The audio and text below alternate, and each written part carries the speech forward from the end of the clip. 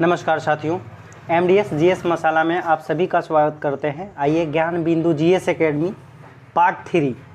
आप जानते होंगे कि इंडियन पॉलिटी लगातार क्रमिक रूप से चलाया जा रहा है ज्ञान बिंदु जीएस एकेडमी नोट्स को। तो आज का हमारा टॉपिक है संविधान की विशेषता। आखिर संविधान की विशेषता क्या है, आज हम उन्हीं लोगों को बात करेंगे। तो सबसे पहले आ जाइए मूल संविधान में बात करते हैं तो 395 अनुच्छेद 22 भाग तथा 8 अनुसूची थी। इसके पिछले वीडियो में हमने बता दिया है। तथा वर्तमान संविधान में 450 से भी अधिक अनुच्छेद हो गए हैं तथा 25 भाग हैं और 12 अनुसूची हैं। लेकिन 25 जो भाग हैं क्रमिक रूप से 25 भाग हैं, लेकिन भाग देखेंगे तो टोटल 22 है, लेकिन ABCD जोड़कर 25 भाग बना दिए हैं। संविधान के भाग अब देखेंगे। निम्न संवैधानिक संशोधन के माध्यम से भारतीय संविधान में जोड़े गए। तो 42वां संविधान संशोधन 1976 में हुआ, जो कि 4 के क और 14 के क, भाग 4 के क और 14 के क जोड़ा गया है।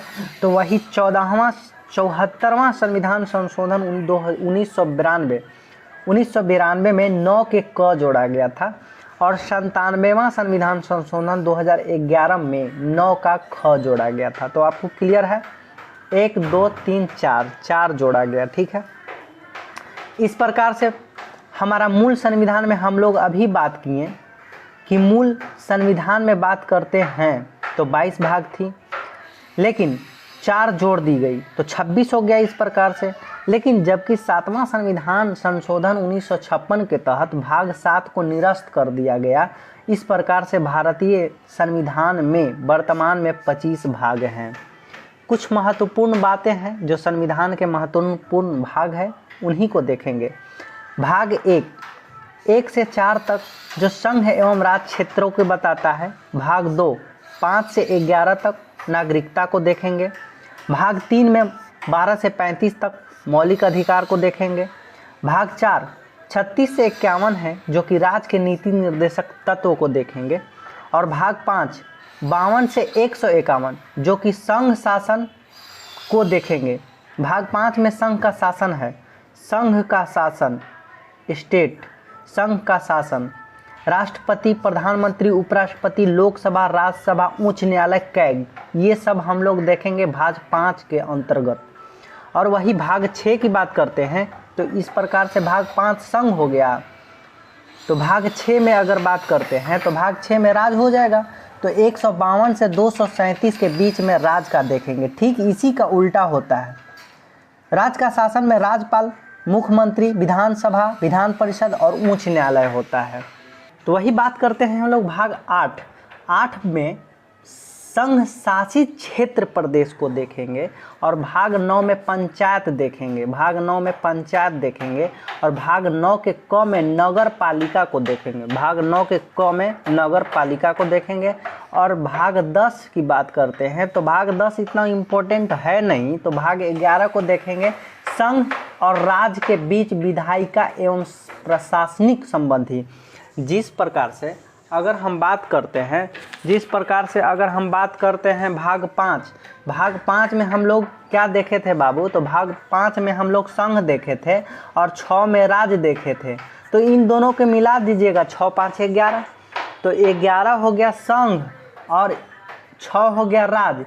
इनके दोनों के बीच में प्रशासनिक संबंध की बात करेंगे। और वही 12 की बात करते हैं तो वित्त, संपत्ति और संविदाएं, कुछ पैसा वैसा की बात करेंगे भाग 12 में। भाग 13 की बात करते हैं तो भारतीय राज्य के क्षेत्र भीतर वाणिज्य व्यापार करेंगे। 13 में भारत के अंदर हम व्यापार करेंगे। क्या करेंगे बाबू, भारत में व्यापार करेंगे। वही भाग 14 की बात करेंगे तो संघ राज्य के अधीन सेवा, जैसे लोक सेवा, मतलब संघ में और राज्य में जितनी भी सेवा करती है लोग, सरकारी कर्मचारी, लोक सेवा आयोग, उन्हीं को भाग 14 के अंतर्गत रखा गया है। अगर बात करते हैं भाग 15, तो भाग 15 की बात करते हैं तो निर्वाचन आयोग से संबंधित है और ये अनुच्छेद 324 से लेकर 329 तक है। कितना से बाबू? 324 से लेकर 329 तक दर्शाई गई है बात को।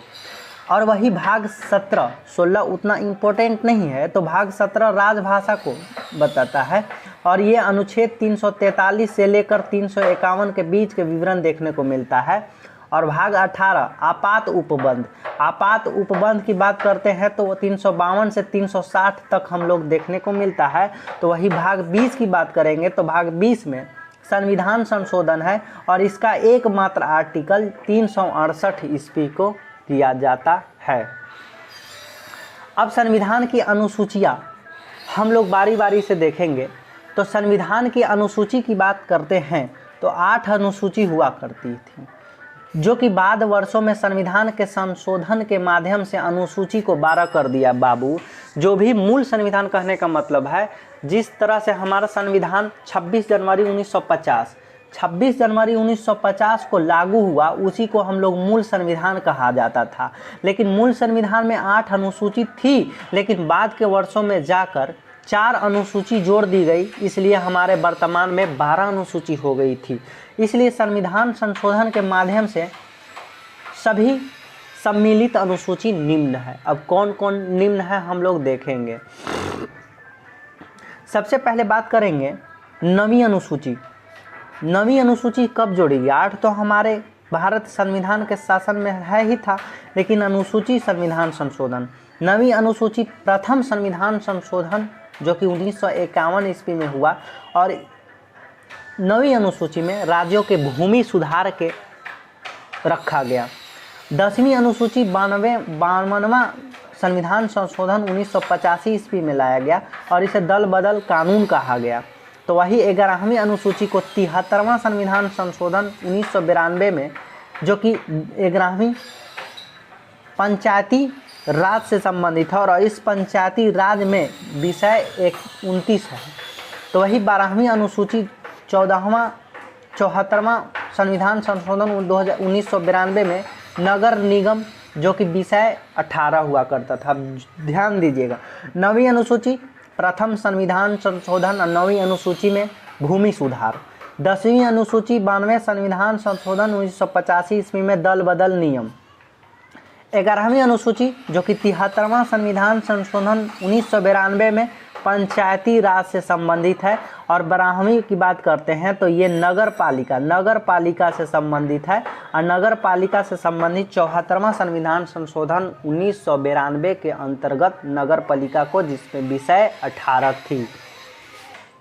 अब हम लोग अनुसूची देखेंगे कि आखिर अनुसूची 12 अनुसूची जो थी तो कौन कौन सी अनुसूची किसके अंतर्गत आता है। तो प्रथम अनुसूची की बात करते हैं तो इसमें संघ, राज्य एवं क्षेत्र, जो कि वर्तमान में 28 राज्य है और 8 केंद्र शासित प्रदेश का दर्जा दे दिया गया है। द्वितीय अनुसूची की बात करते हैं तो इसमें दो का मतलब होता है क्या? दो का मतलब ही होता है कि दो भाई, दो का मतलब होता है दो। तो दो का मतलब दो, क्या दो? तो वेतन दो, वेतन भत्ता दो। तो इसमें भारतीय राज्य व्यवस्था के पदाधिकार जैसे राष्ट्रपति, उपराष्ट्रपति, राज्यपाल और लोकसभा के अध्यक्ष और उपाध्यक्ष और राज्यसभा के सभापति और उपसभापति इत्यादि के वेतन भत्ता से संबंधित है। क्या? दो मतलब दो। तो वही तृतीय में अगर बात करते हैं तो तृतीय अनुसूची में गड़बड़ हो जाता है। 2, 3 में गड़बड़, 2 में वेतन चल जाता है और 2 में शपथ चल जाता है, 3 में वेतन हो जाता है। लेकिन आपका एक ट्रिक बता दिया, 2 अनुसूची 2 का मतलब होता है दो भाई। क्या दो? पैसा दो, वेतन दो, भत्ता दो, ये बात होती है। और तृतीय अनुसूची की बात करते हैं तो इसमें भारतीय राज्य व्यवस्था के पदाधिकारी जैसे संसद के सदस्य, संघ के मंत्री, सुप्रीम कोर्ट, हाई कोर्ट, न्यायाधीश इत्यादि के शपथ दिलाने का काम करता है तृतीय अनुसूची। लेकिन ध्यान दीजिएगा मेरे दोस्त, राष्ट्रपति, उपराष्ट्रपति तथा राष्ट्रपति, उपराष्ट्रपति, राज्यपाल को शपथ का जिक्र उनके अनुच्छेदों में कर दिया गया। इसका मतलब ये हुआ कि तृतीय अनुसूची में राष्ट्रपति, उपराष्ट्रपति, राज्यपाल के शपथ देने का अधिकार नहीं है, नहीं लेता है अनुसूची 3 के तहत। क्यों? क्योंकि राष्ट्रपति के शपथ लेने का अधिकार अनुच्छेद 60 पढ़ेंगे तो मिलता है, उपराष्ट्रपति में 69 है और वही राज्यपाल में 159 के तहत राज्यपाल शपथ लेता है। अब चतुर्थ अनुसूची की बात करते हैं, तो चतुर्थ अनुसूची में हम बात करते हैं तो इसमें राज्यसभा के सीट का बंटवारा किया गया है। अगर प्रथम अनुसूची में बदलाव होता है, अगर प्रथम अनुसूची में, क्योंकि 28 राज्य और 8 केंद्र शासित प्रदेश है, तो यही तो आपका राज्यसभा का सीटों का बंटवारा किया जाता है। तो जब हम चौथी अनुसूची में राज्यसभा के सीटों का बंटवारा करेंगे तो ऑफिशियली अगर प्रथम अनुसूची में बदलाव किया जाता है तो इसका चतुर्थ अनुसूची पर भी प्रभाव पड़ सकता है। ठीक है, तो पांचवी अनुसूची की बात करता है तो 5 कैसे लिखा जाता है? ऐसे भाई, तो ऐसे का मतलब होता है एस के आकार, तो इसमें SC ST का हम लोग जिक्र करते हैं। यानी पांचवी अनुसूची में अनुसूचित क्षेत्र और अनुसूचित जनजाति के प्रशासन का विवरण देखने को मिलता है। छठी अनुसूची की बात करते हैं तो इसमें एक ट्रिक है, जो SC ST जो अनुसूची 5 में किया गया है प्रावधान, ठीक उसी का मिलता है भाई, लेकिन इसमें कुछ क्षेत्र दिए गए हैं, असम, मेघालय, मिजोरम और त्रिपुरा। ATM के स्क्वायर से आप याद कर सकते हैं, यानी एम का मतलब होता है मिजोरम और मेघालय, मिजोरम मेघालय, असम, मेघालय, मिजोरम, त्रिपुरा के अनुसूचित क्षेत्र तथा अनुसूचित जनजाति का शासन का प्रशासन दिया गया है। वहीं 7वीं अनुसूची की बात करते हैं तो 7वीं अनुसूची के तहत इसमें शक्ति के विभाजन का विवरण है। संघ सूची, राज्य सूची, समवर्ती सूची का विवरण है। इसी अनुसूची में संघ सूची के कानून पर केंद्र सरकार कानून बनाता है और राज्य सूची के ऊपर कानून राज्य सरकार बनाता है तथा समवर्ती सूची पर कानून दोनों बना सकता है। लेकिन वैसे विषय जो तीनों सूचियां में शामिल नहीं हो उसे अवशिष्ट शक्ति कहते हैं और अवशिष्ट शक्ति के अंतर्गत इसे रखा जाता है और इस पर कानून बनाने का अधिकार सिर्फ संसद को है। अब संघ सूची की बात करते हैं तो वर्तमान और मूलतः, यानी संघ सूची, राज्य सूची, समवर्ती सूची।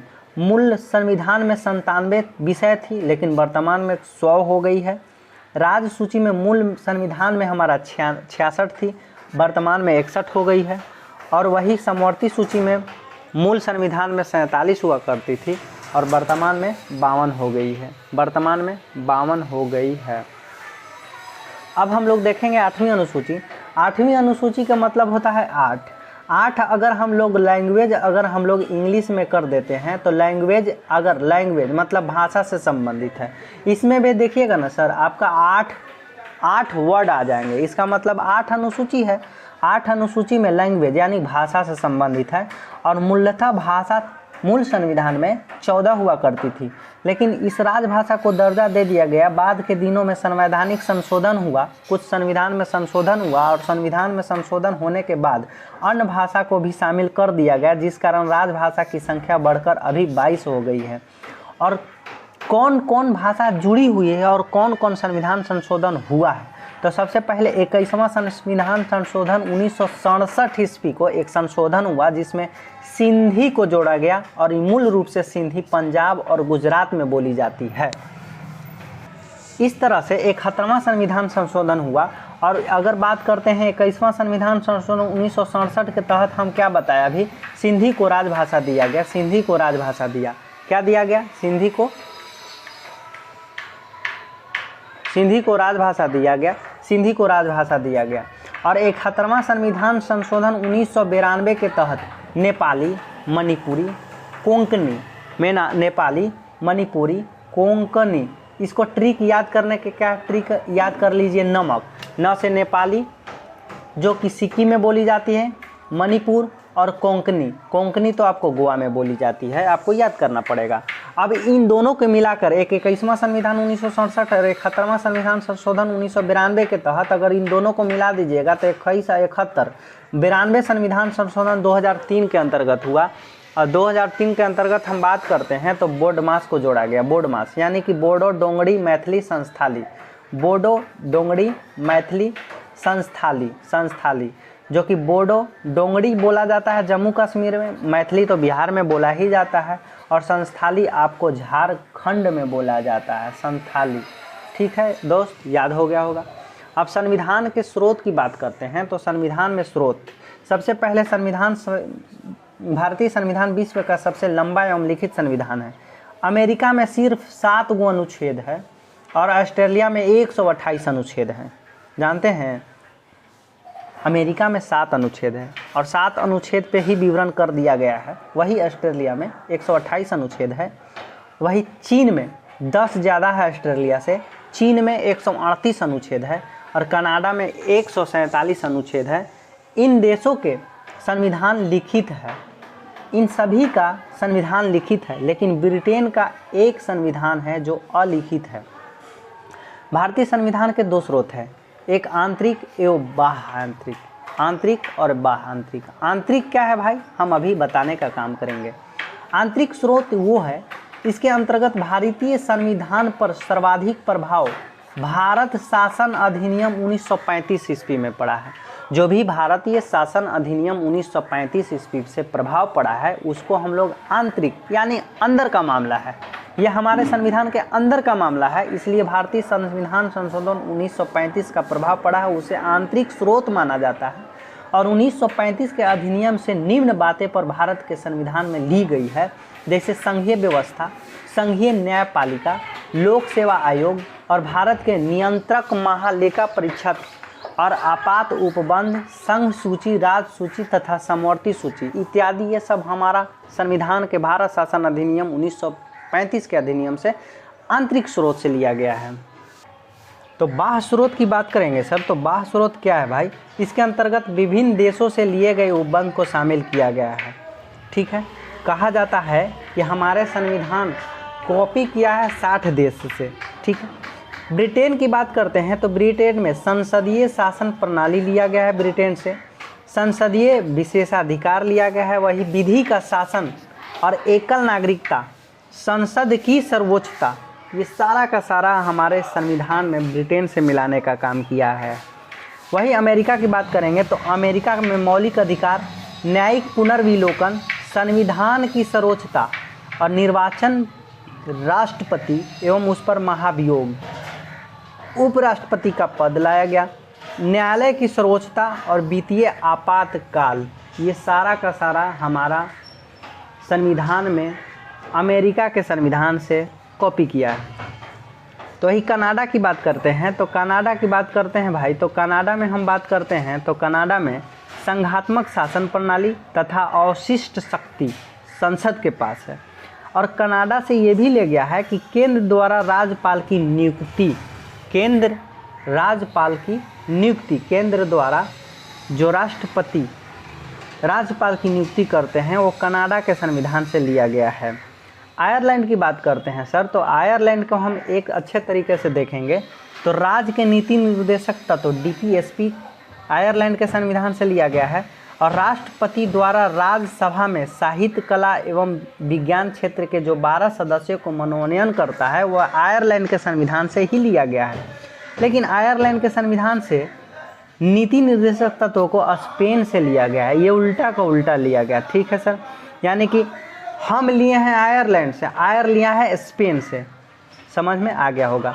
तो वही दक्षिण अफ्रीका की बात करते हैं तो दक्षिण अफ्रीका के संविधान संशोधन की प्रक्रिया है और राज्यसभा के सदस्य की निर्वाचन प्रक्रिया, राज्यसभा के सदस्य कैसे निर्वाचन किया जाएगा उसी प्रकार से हम लोग दक्षिण अफ्रीका से लिया गया है।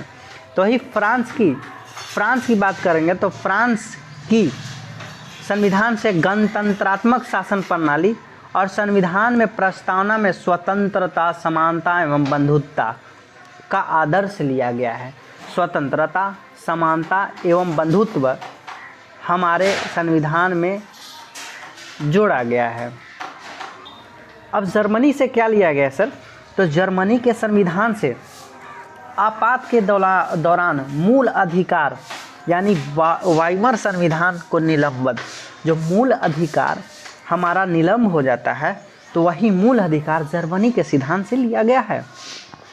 वही ऑस्ट्रेलिया के संविधान से समवर्ती सूची तथा संयुक्त अधिवेशन और प्रस्तावना की भाषा, ये 3 ऑस्ट्रेलिया के संविधान से हमारे संविधान भारत में जोड़ा गया है। जापान की बात करते हैं तो जापान में विधि द्वारा स्थापित प्रक्रिया, इनके बाद हम थोड़ा सा एक बात करते हैं, थोड़ा सा एक हम कॉपीराइट लेंगे जो आप 1-2 मिनट हमारे साथ बने रहिएगा। रूस के संविधान से बात करते हैं तो मौलिक कर्तव्य तथा संविधान की प्रस्तावना में सामाजिक, राजनैतिक तथा आर्थिक न्याय का आदर्श वाक्य लिया गया है रूस के संविधान से। इस प्रकार से आपका संविधान की विशेषता खत्म हुई। सबसे पहले एक तरीका देखेंगे कि ब्रिटेन की संविधान से क्या लिया गया है और अमेरिका के संविधान से क्या लिया गया है, क्योंकि इन दो देशों से बहुत सारे हमारे संविधान में मिलाया गया है।